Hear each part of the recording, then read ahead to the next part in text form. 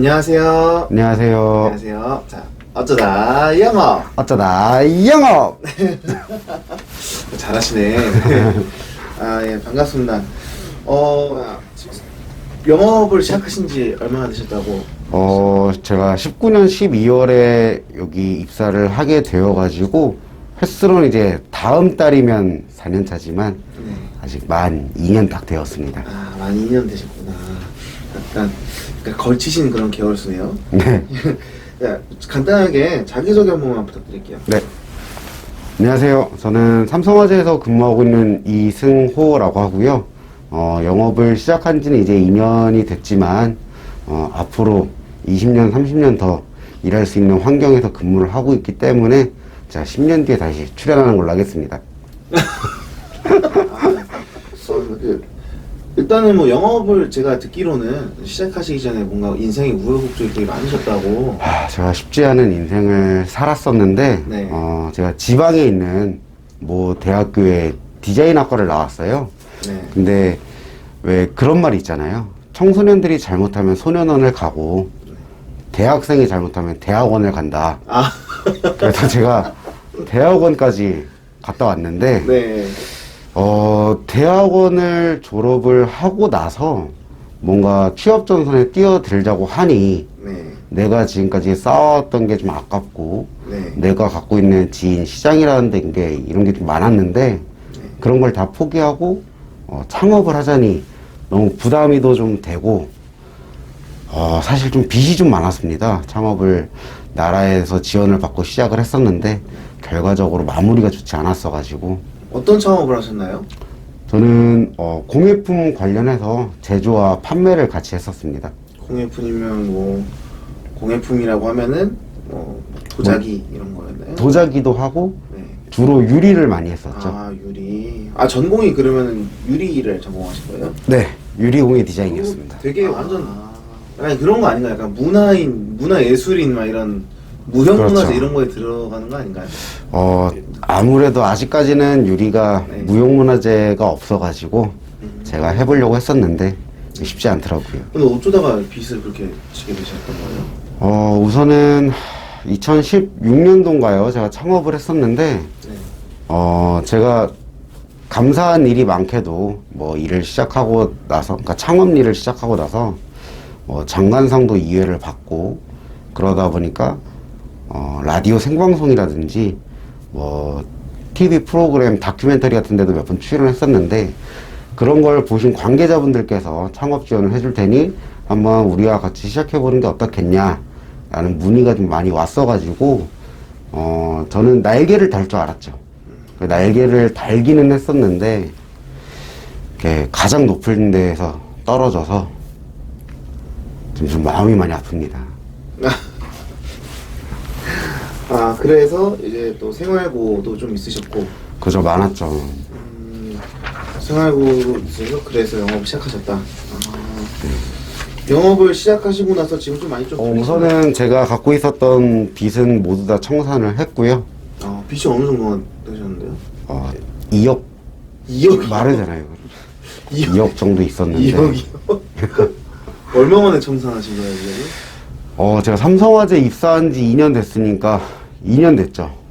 그러니까 실질적으로 제가 그 돈을 다 갚은 건 아니고 어느 정도 변제 금액만 갚으면 되는 상황이었어가지고 그 금액이 한 7천 후반대 정도인데 모두 다 갚고 좀 플러스 인생을 살고 있습니다.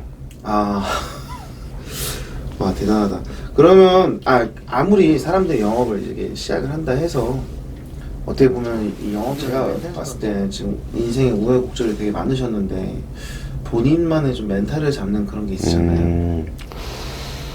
저는 저의 멘탈을 잡는 거는 제가 사실 여기 입사할 때 삼성화재 영업을 해야지 라고 시작한 게 아니었고 제가 공단에 있는 모 회사에 3교대 반도체를 일을 하려고 시작을 준비를 하고 있었는데 그때 제가 제 가장 친한 친구한테 야 우리 이거 같이 해보자 안 할 거면은 나 면접 볼 때 같이라도 가줘 라고 이렇게 말을 했었거든요. 근데 그러다 그 친구도 야 나 여기 삼성화재 면접 볼 건데 나도 같이 갔으니 너도 같이 가자 라고 해서 그 공단 회사 면접을 친구랑 같이 갔는데 네네. 그 반대로도 친구가 그 보험회사 면접을 보러 갈 때 같이 가주신 거죠? 네, 그렇죠. 아. 그래서 저는 그 친구가 면접을 볼 때 그 건물 아래에 있었어요. 건물 아래에 있다가 잠깐 같이 올라갔다가 그러니까 저를 리크루팅 하신 분이죠. 그분이 현재는 뭐 지점장님이 되어 계셨지만 그 당시에는 그분도 팀장님이셨어요. 그 팀장님께서 저한테 무슨 일을 할 거니요. 그래서 뭐 처음 보는 사람이고 그래서 뭐 공장에서 일할 거다. 왜? 거기서 얼마를 버니에요? 그래서 한 350 번다. 왜? 그랬더니 그분께서 하신 말씀 중에 하나가 비속어 써도 되나요? 네네네.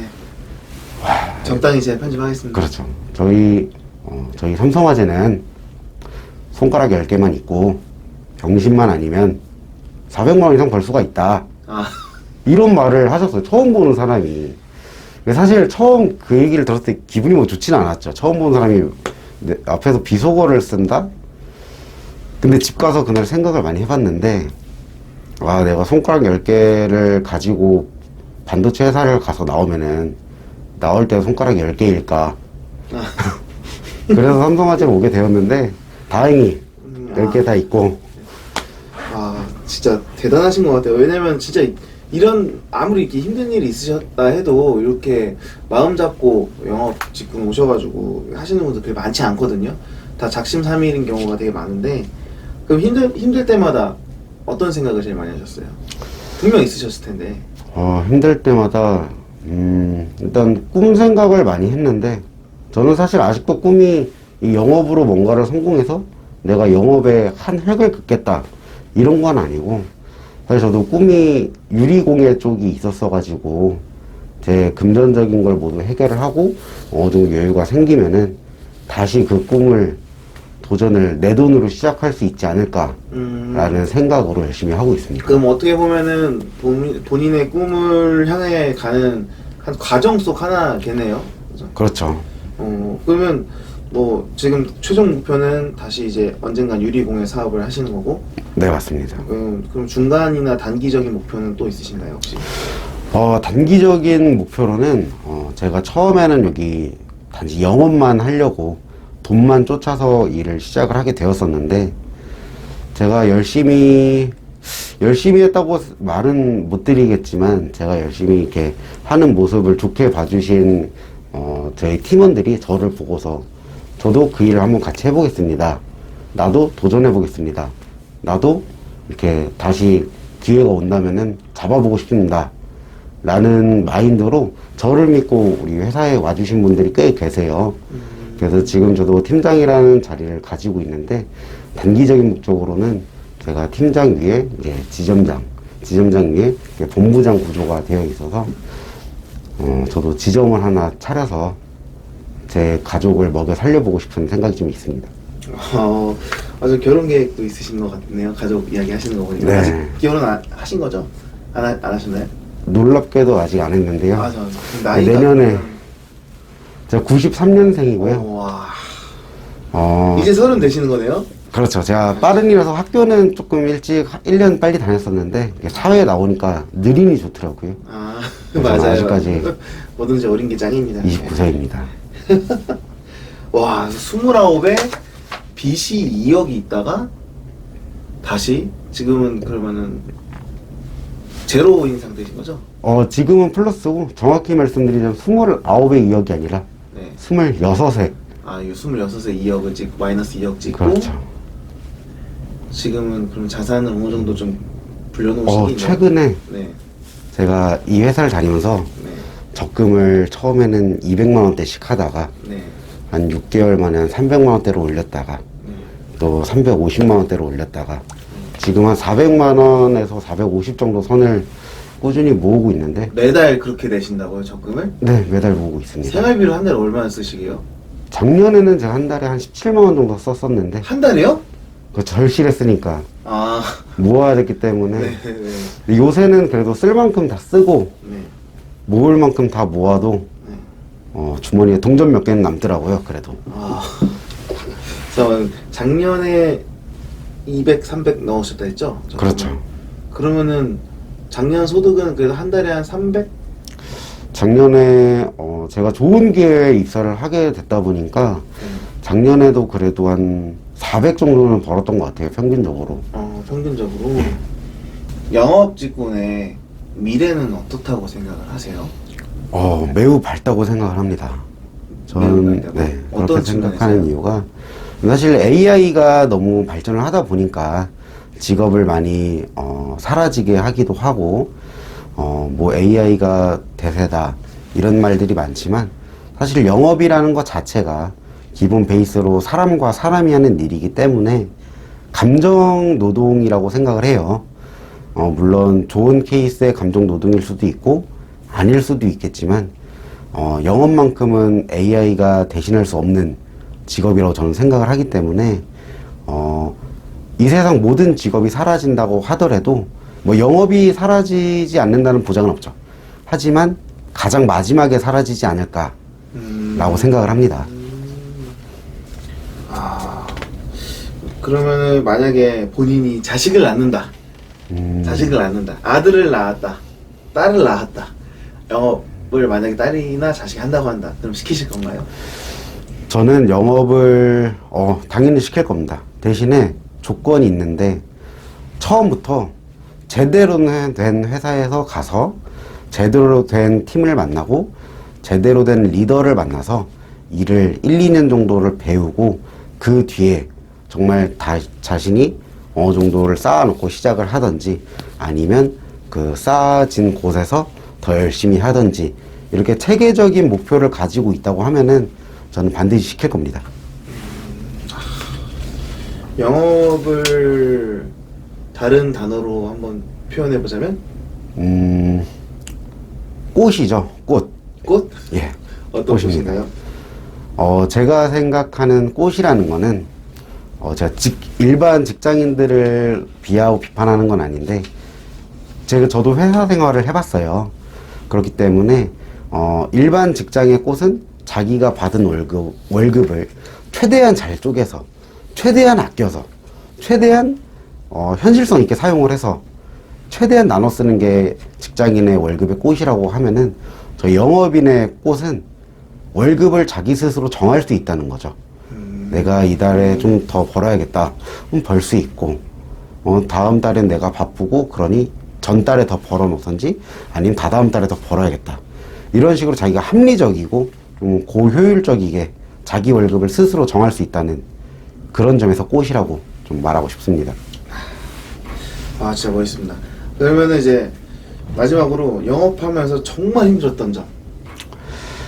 정말 힘들었던 점은 사실 보험이라는 게 사람과 종이만 있으면 할 수 있는 사업이고 사람 대 사람이 만나기만 해도 할 수 있는 일인데 가장 가까운 사람에게 거절을 당한다거나 가장 가까운 사람에게 신뢰를 못 쌓아준다거나 그런 경우가 좀 많이 힘들었는데 저의 가장 가까운 사람으로서는 저의 미래의 와이프 제 미래의 와이프에게 실손의료비 제한하는데 11개월이 걸렸고 체결하는데 1년이 지났습니다.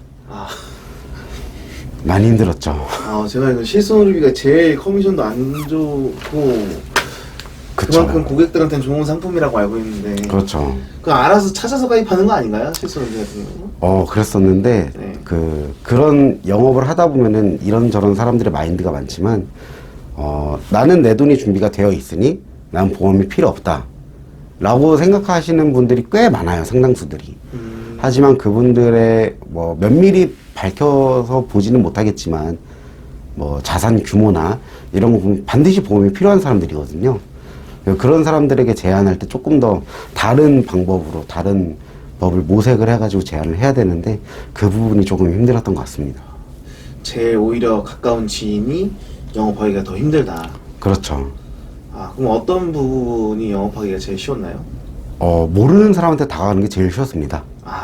그냥 지인이 아닌 사람? 그렇죠.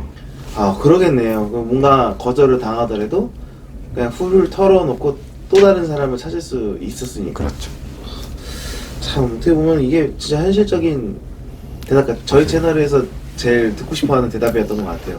모르는 사람한테 하는 게 편한 이유가 내가 누군가에게 전화해서 바빠? 물어봤을 때 바쁜지 안 바쁜지는 전화 받은 사람이 선택을 합니다. 근데 대부분의 영업사원은 저 사람이 바쁘니까 전화를 하면 안 되겠지? 내가 전화하면 귀찮아야겠지?